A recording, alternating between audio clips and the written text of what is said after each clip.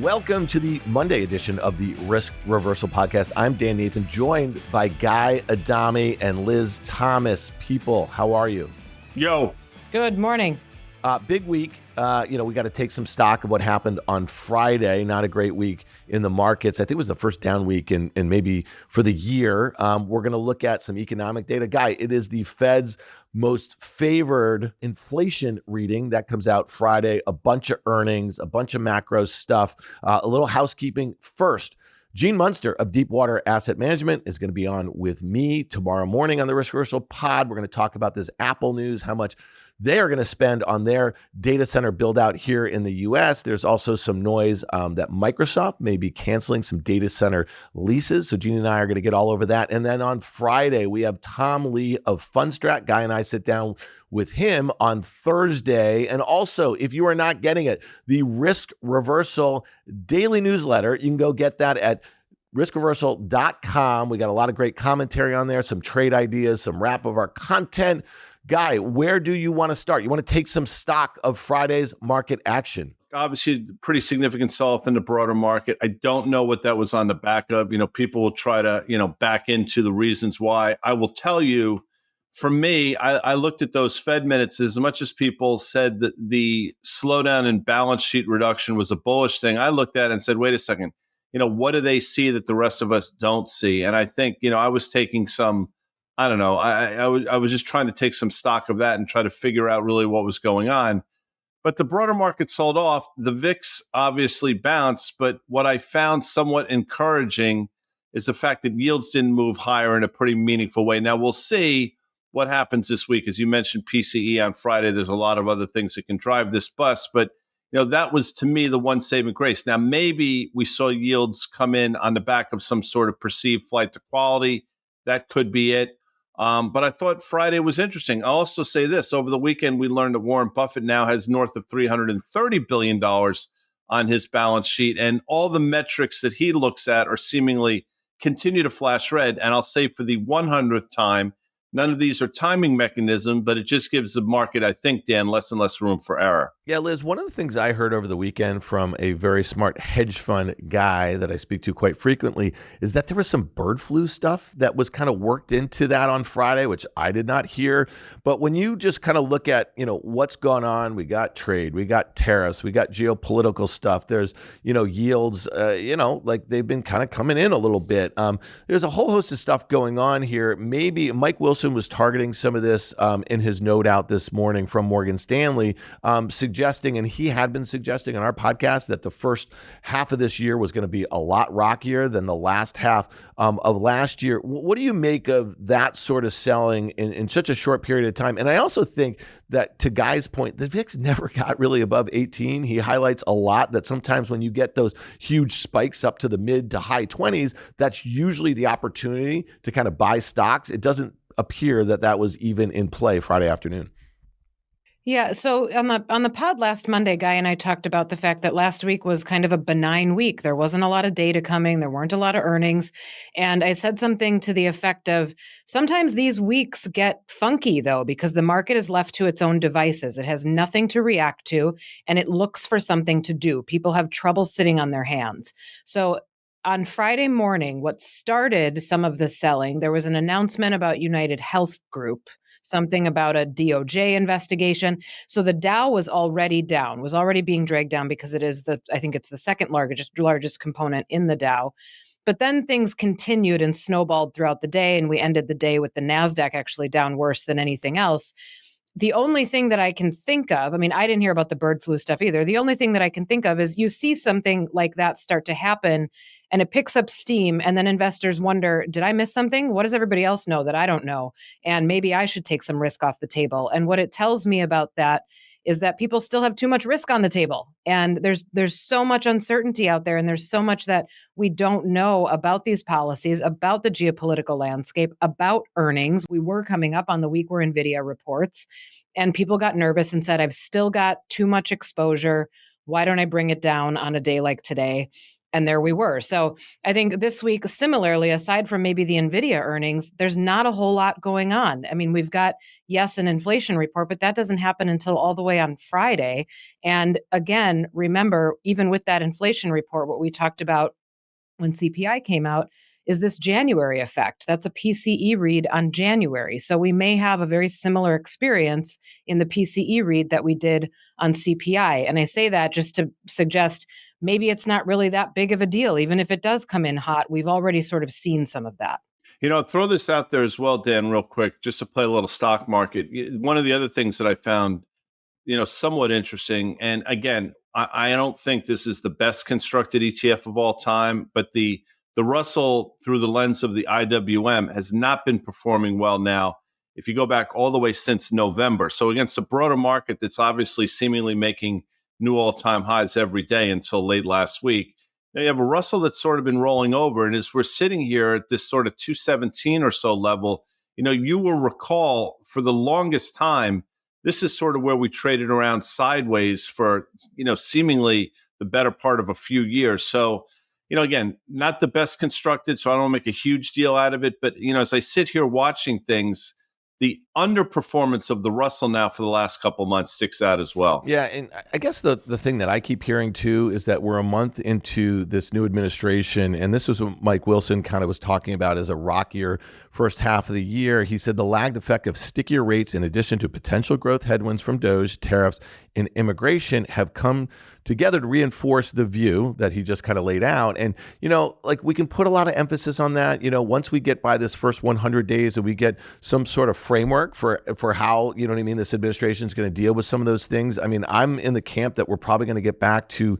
some baseline sort of things. We have a bit of a playbook from, Trump 1.0. But Guy, this is something that sticks out to me, the enthusiasm about Chinese stocks here and also over there. Last week was a huge week. The B in your tube, the acronym on fast money, is Alibaba, and there's no shortage of good news there. And then we obviously talked about, Jack Ma being with President Xi and the like, and those stocks ripped. Now today, with some new shipping fees that the Trump administration wants to place on Chinese companies to here, look at the performance here.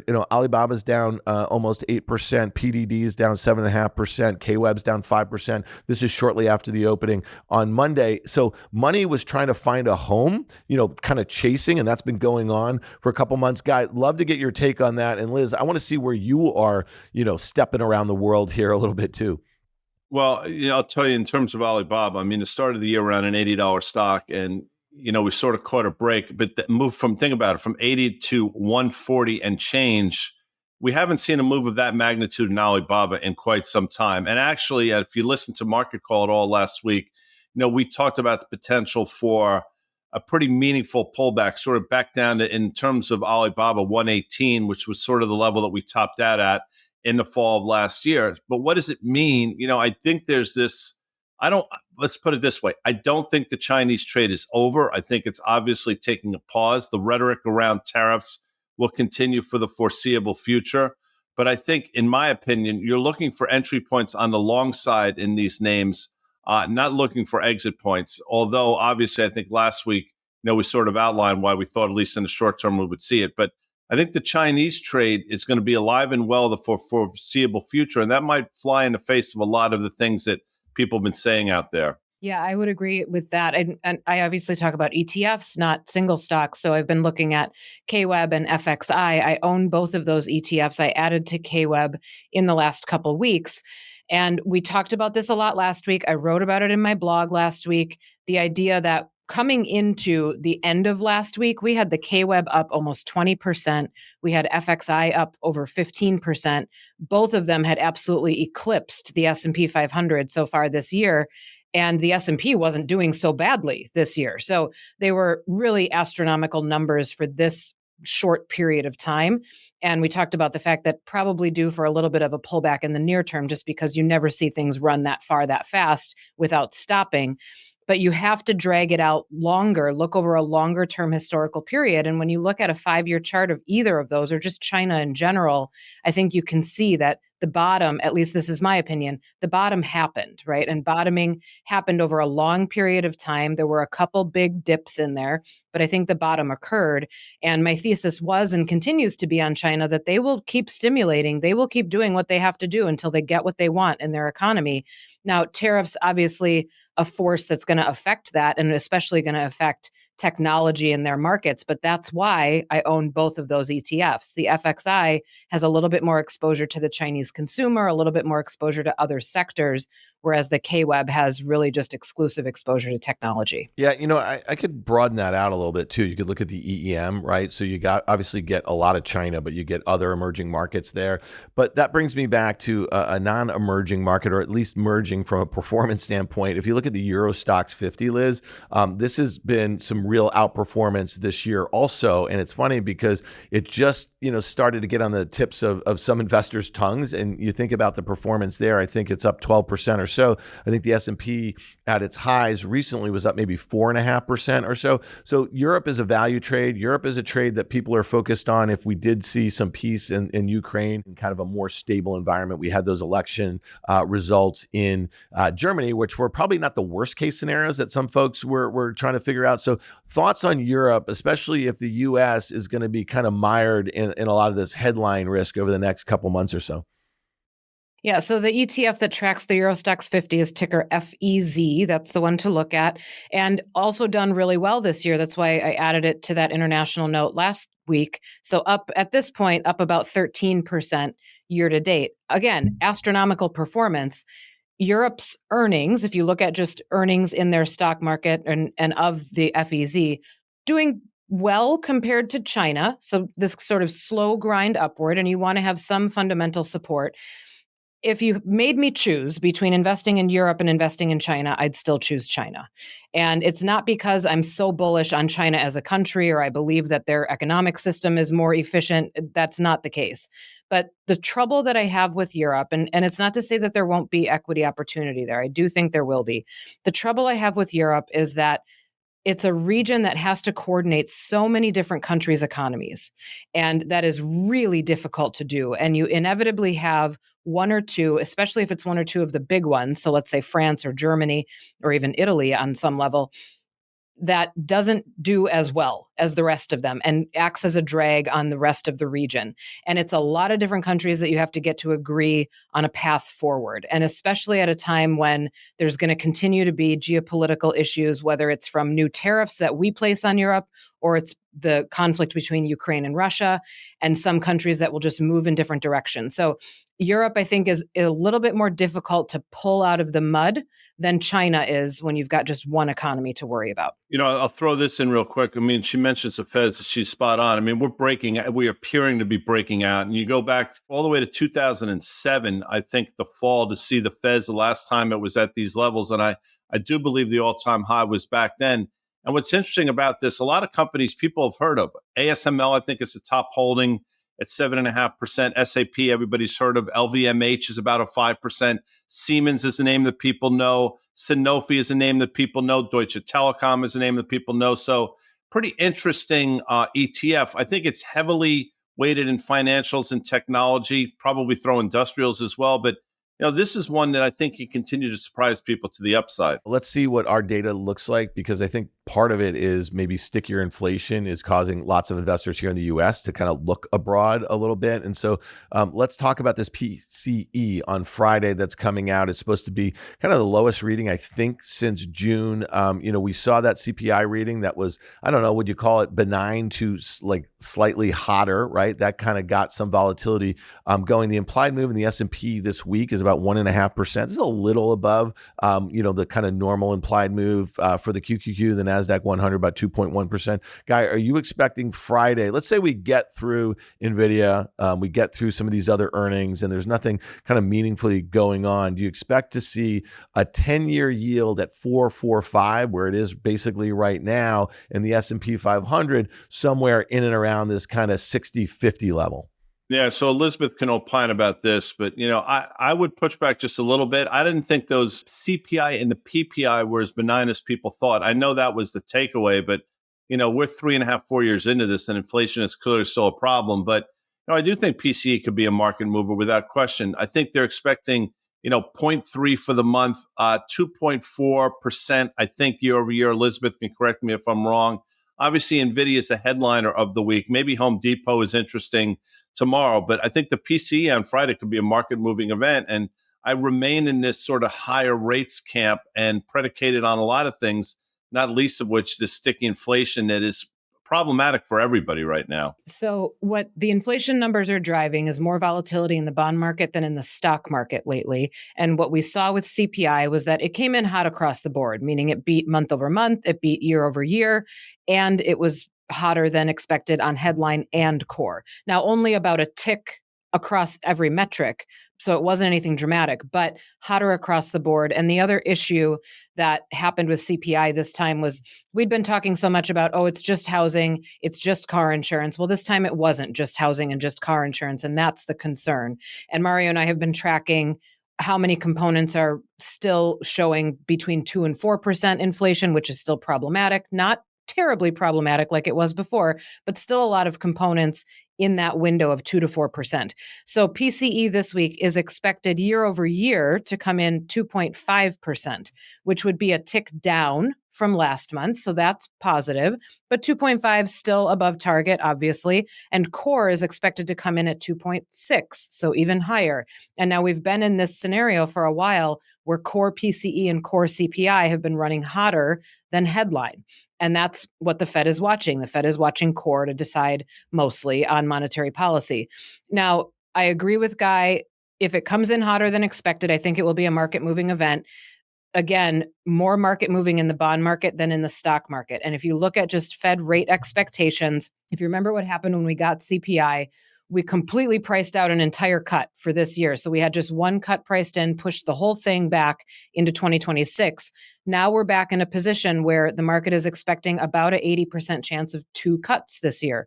So we've got 2 priced back in. If PCE comes in hot, we're going to see that same level of volatility pricing out another cut. So I would just be ready for that as the week drags on. Guy, are you surprised? So what Liz just said, we're pricing out cuts, but the 10-year yield really can't get out of its own way. It did have a little bit of a bounce, and here it is, I think at 443 here today. So to your point that you made earlier that people are buying treasuries, it just seems like a flight to quality, that sort of thing. I mean, how much, if we continue to be, a bit rocky, I mean, like, think about this. The S&P is still up 2.3% on the year, right? We're just down 2% from those recent all-time highs. But all of a sudden, I think Friday, it really kind of opened my eyes a little bit, because I would have thought with yields coming in, and we did see some kind of bad earnings from home builders and the like, but that was one of the hardest hit groups in the market on Friday. And here they are. They kind of followed through to the downside, down nearly 1% today. So what's driving this 20% move from recent highs in the XHB, to where it is? It's trading at lows it hasn't done since the summer. Well, sticky, if you think about it, how sticky mortgage rates have been. And again, it's one of those things where, 10-year yields could fall down to 4.25%. And I would probably submit that you're not going to see a meaningful move in longer term mortgage rates. That's just my sense, whether that's right or not. But what I thought was really interesting, I think it was last week, we heard from Toll Brothers, and for the first time in a very long time, you saw a year over year price decline in average selling price. And that speaks to the higher end home buyer, which, we really haven't seen any kinks in that armor yet. And we're starting to see it now. So it's a combination of yields being elevated, and I think sort of weakness in the economy, which makes sense that yields are going down on the back of that. So, I can sort of wrap my head around it, but I'll say this, that weakness in the economy, I think, is going to be more than offset by stickier inflation, a number of bond offerings that need to be done over the next few months. And I think that's going to override the slowing economy. That's now, whether or not I'm right or not remains to be seen. But, I think you could see an environment where things slow down, and maybe that slowdown manifests itself in GDP, and yields go higher, which is not a great scenario, Dan. Yeah. So Liz, I don't think we've talked about Walmart's results and the reaction to it from last week. And, a story in Walmart over the last couple years is that a weak economy is good for Walmart. A stronger economy than expected last year is good for Walmart. All of a sudden, the stock that had doubled, I think, over the last 13 or 14 months, was trading at all-time highs into the print. So expectations were high. Valuation was high.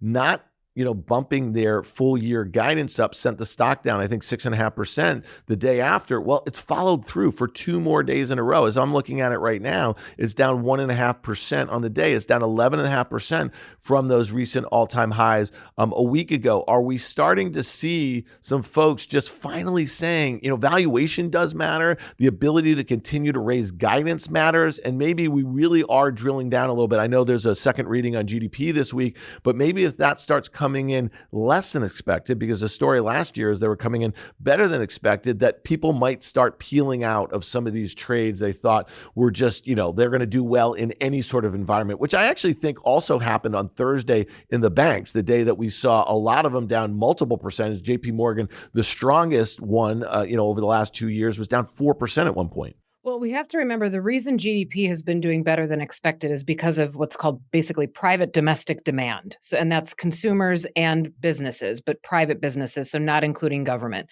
And a lot of the consumer component of GDP has been driving things because consumers have continued spending no matter what. And we also know that that's much of the upper end of the consumer that's been spending. And we know that Walmart had taken a lot of those as people traded down through an inflationary environment. So, I mean, to be fair, it doesn't sound like the results on Walmart were bad. It's just a matter of them being trepidatious about, we don't really know what tariffs are going to do to our input costs. We don't know how much of this we might have to pass through. We don't know what the employment picture looks like with an immigration policy that's still not entirely set in stone.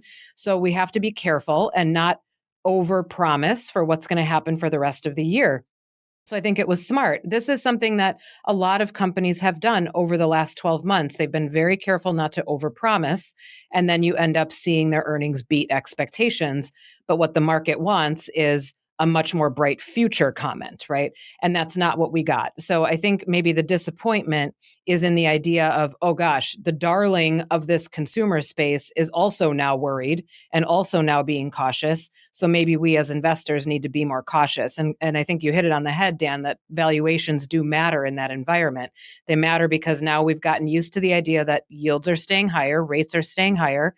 And now it's how much are we willing to pay in that environment for maybe not quite as much growth as what we saw in 2024. Yeah, and real quick, for everything that I get wrong, one thing that we got right, I think, was Walmart into earnings. And, I think we did a good job of cautioning people that around the valuation. And my biggest concern wasn't going to be comps. And, my concern was potential for an inventory build.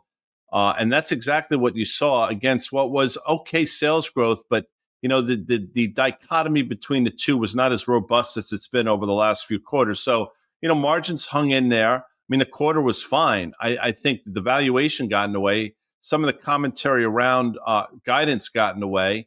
And I think people are looking at that inventory build and saying, wait a second, this might impact margins going forward. It all makes sense to me in retrospect, and it all sort of made sense going in. Now, I don't want to make the leap and say it's a tell on the consumer, because I don't think that's what we're looking at here. I just think it's a more tell on valuation. Yeah, so let's switch gears a little bit. The main event this week, Wednesday after the close, is going to be Nvidia earnings. I think the implied move is 8.5%, 9% in either direction. Sometimes the stock moves a lot and sometimes it doesn't, which is a kind of dicey setup for a stock that obviously has come a long way in the last few years or so. As I'm looking here, I see Nvidia was trading, it kind of bounced. It was down 4.5% on Friday. It was up like maybe 2.5%. Now it's up less than 1%. Most of the fateful 8 is down on the day, but a couple headlines stick out to me. All right, so Apple made an announcement this morning that they're going to spend $500 billion on AI build out. I love this. Over the next 4 years, guy just rolled his eyes if you're listening to this a little bit.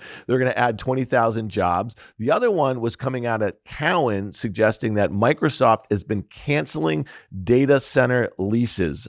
They obviously have built their own data centers, but they're also leasing out other data centers. And what do? They basically lease that out to their customers, right, of Microsoft Azure. So if you were worried about, use cases and customer demand that would, kind of mean that they're cutting their exposure there. And then there was one other last week, you had this Grok 3 model that was introduced or kind of updated from Twitter or XAI, I guess. And, this one in 19 months, they built a foundation model that they're saying is as good as OpenAI with far less money. So if you think about that, lots of pushes, lots of takes as it relates to Nvidia. Guy, thoughts here, because, this is going to come down to, obviously, just their ability to kind of beat expectations. All this other stuff could just be noise. Yeah, I think. Look, the Apple thing, it is what it is. I don't think it's a market moving announcement. I don't think it's an Apple market moving announcement. I think it's more, to placate some of the rhetoric that's been going on around building in the United States and stuff. Call me in 3 years and let's see how far along we've gotten down this road.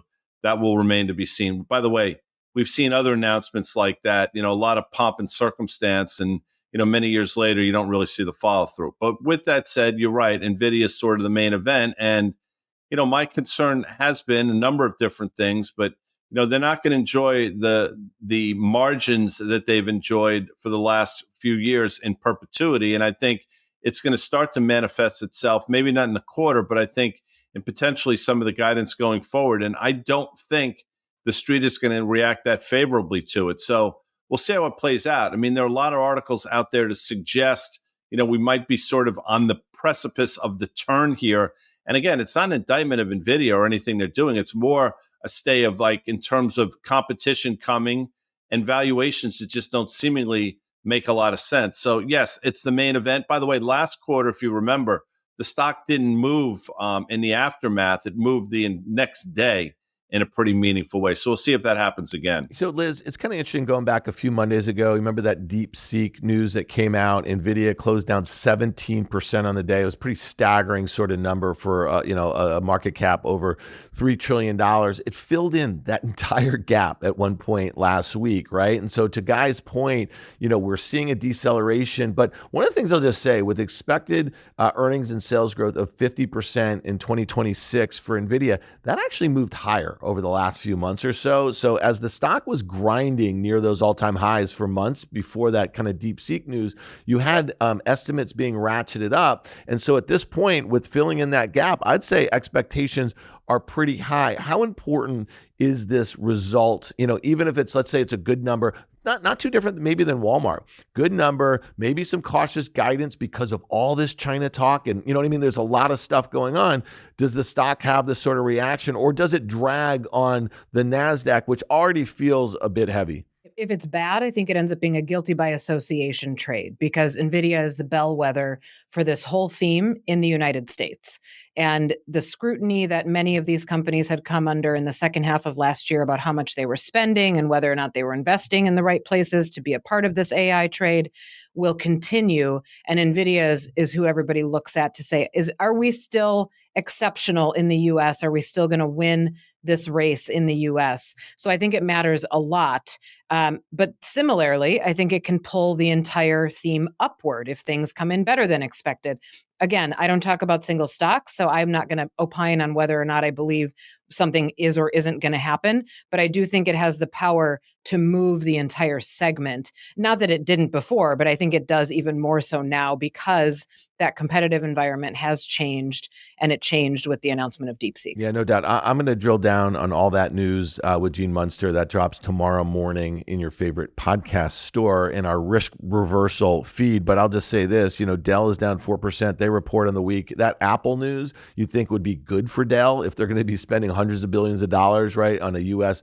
build out here in the States. So, we went from when we started the pod up basically 50 basis points in the S&P, not a huge bounce on a down 1.7% decline on Friday afternoon. And we're seeing a bunch of the names that were leading to the downside are also leading again today. But there were two groups, Liz, that stuck out to me. Staples were up on Friday, and so was pharma stocks. Now, these are defensive names that you would expect to be like that. Are these areas that you'd want to move into, right, if you think that we're going to be in a rockier time, or is it the sort of situation that investors come right out of them if we get back on a risk-on sort of appetite? Yeah, I would not want to be in staples here, mostly because we still have an inflation problem. And I think staples did really well during the period where companies got away with passing their inflationary costs through. I don't think companies are going to get away with that as smoothly this time. So I wouldn't be piling into staples, even though it is a very classic defensive trade. If you're looking for classic defense, I think you look at things like gold. I think you still look at things like cash, because if yields are staying this high, you're getting paid to sit in cash. And I think you can look at utilities too, even though it's not really trading like a defensive sector right now. So I would not be piling into staples. However, when you look at pharma, now a lot of times people think about healthcare as a defensive sector, but pharma and biotech are not part of that defense trade. That's more of a growthy side of the healthcare sector. And I would look at that, and I would be having a presence there. That's why healthcare was one of my calls for 2025, because I think as people start to look for growth opportunities outside of technology because of valuations, something that might pop up on the radar is pharma and biotech. Keep in mind, though, a lot of the growth opportunity that comes in pharma and biotech can also come down the market cap spectrum. So don't just necessarily look in the large cap space. All right, Guy, last word here. So you have some weakness, reversal in the S&P. Let's see where this closes. If it catches some steam like Friday did, I see a VIX that's above, it's almost 20. Okay. And then we see gold, your gold, at basically, sticking around all-time highs. I see the spread between gold and Bitcoin, I think, is kind of interesting. It's kind of widening over the last few months or so. Bitcoin seems really heavy. So what is the last thing that you're looking for on a day like today, maybe into Tuesday, Wednesday, when we're going to get that Nvidia report? Because that's probably the next big market mover.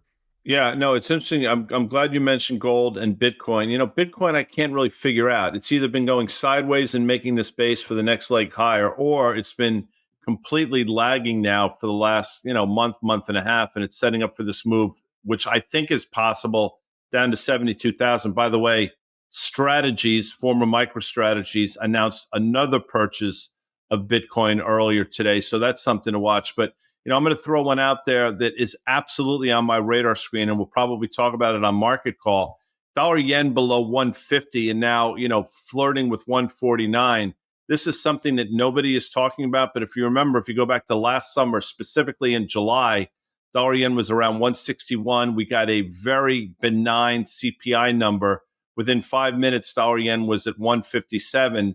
And the move we saw in the broader market in August was all predicated on that move, that's strengthening yen. So that's something that not enough people are talking about, but that's something I will continue to watch. All right, Liz, last one here. Trump 1.0, he looked at the stock market as a bit of a report card on, the administration and how they were doing.